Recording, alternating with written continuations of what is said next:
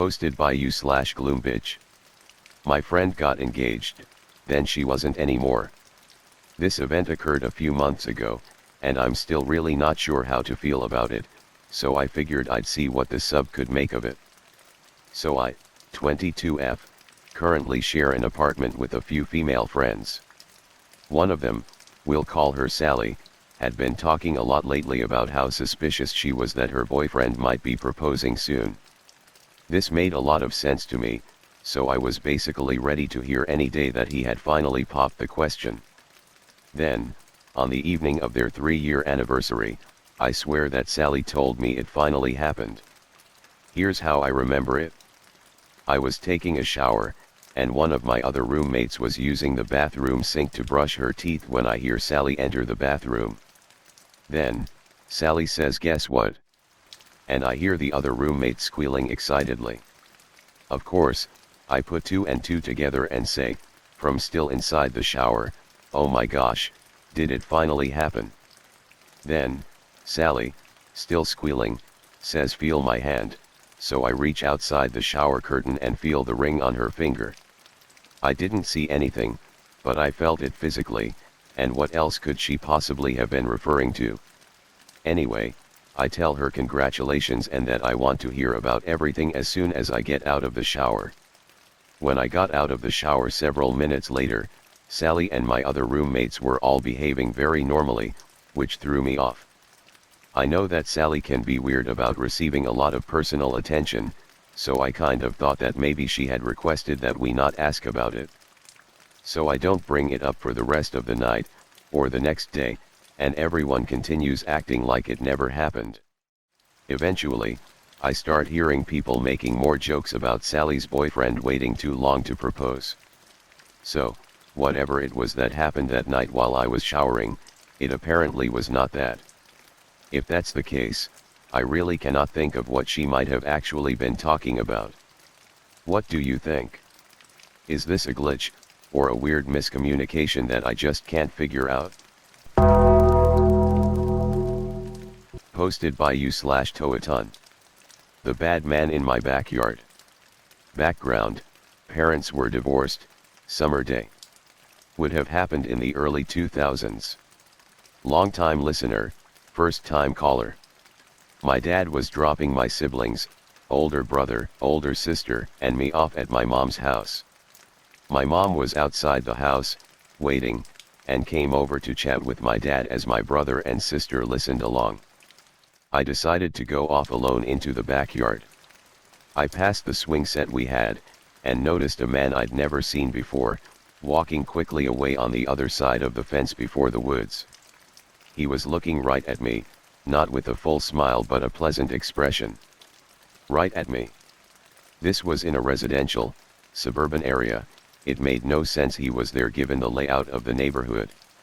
It was all quick, but the moment I saw him it felt like all the blood drained from my body and I ran over to my parents. It made no sense, but I thought the guy was completely evil, and when I spoke to my dad I said, "There's a bad man in the woods back there." He ordered me, my mom, my siblings inside. He ran to the fence and climbed over while we watched from windows. I ran up to the second floor to get a higher view and saw nothing other than my dad walking slowly all along the fence line. Inside, my mom held the wireless phone in case she needed to call the police. My dad was and still is a huge, strong dude. He seemed real shaken and he stayed with all of us in the house for a bit, explaining he didn't see anything. In the short time from when I saw the bad man to when my dad ran looking for him, there wasn't enough time for him to just vanish from sight. Now, the reason I remember all this is because of my parents' reactions. They both launched into immediate, uncharacteristic concern. To me, it feels like they knew something more, that they recognized what I saw meant something dangerous. Posted by you/Ocean Echoes. Where is little Stanley? Anne and Sophie were 2 of my neighbors when I was in college living off campus. My best friend and I moved into the apartment next door and we would exchange small talk with Anne and Sophie and sometimes hand one another misdelivered mail. One night a few months after we moved in, they invited my friend and I over for dinner. We had a lovely dinner with them. They told us beautiful stories about their travels. After dinner, we all went into the kitchen with Anne, who cut us huge slices of homemade bread, and Sophie drizzled honey on them for us that she warmed in a small clay pot in her oven. Their little brown dog was underfoot, wagging his tail and trying to jump up. Apparently, he loved the homemade bread. He can't have any. We know he is cute, he will beg, but don't cave, he can't have any, Anne said affectionately, petting the dog.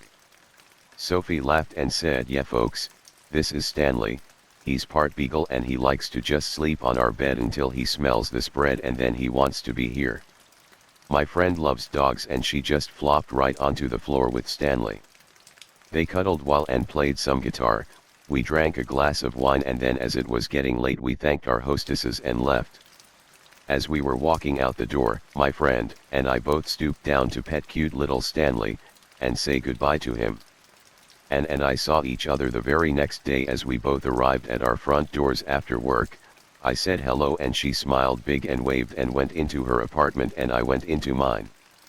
My friend and I were super busy with school over the next week, though we saw Anne and Sophie arm in arm walking one afternoon out front, and we invited them to our place for dinner that weekend. They agreed happily and then talked a bit to us and laughed as it started to rain, and we all went hastily inside of our own apartments waving and saying goodbye to them.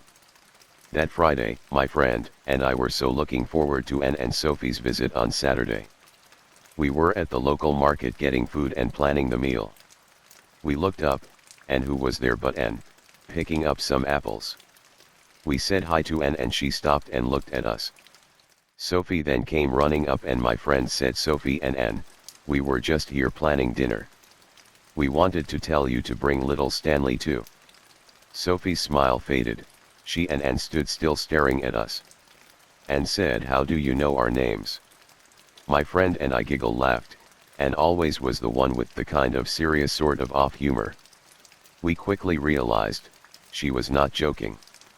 "I asked you, how do you know our names?" She repeated her question, this time forcefully. I interjected this time because my friend was turning beet red and stammering. "What do you mean, Anne? We were just at your house the other day, in your kitchen, sharing bread, petting your dog little Stanley, listening to you play guitar. We live next door to you." Sophie glared at us and said, "I have never spoken to either one of you before today. Sophie is my name, Anne is hers, and we do live next door to you. We have seen you walking out of your place, but we never had you in our home." Anne shook her head in agreement. Anne said flatly, "We don't have a dog. We don't have a dog named Stanley." They both turned around as I continued to describe the inside of their home and their dog. They ignored me and paid for their groceries and left the store. We saw them in passing after that, and they would say an awkward hi in passing, but it was just a plain stranger greeting, nothing like before. It was all civil, curt, brief. We were strangers. And we never again saw Stanley. We wondered later if they didn't have Stanley on the lease, if they were afraid the landlord would find out because we knew about him, or if they both suffered from mental illness or forgot us and the gathering we had, or done a drug that fried their brain. They were not drug users though that we knew of. Our apartment was pet friendly. They were older women, stable and with professional jobs, not into substances except for the rare glass of good red wine. None of it made sense. Unless it was a glitch in the Matrix. Where was little Stanley?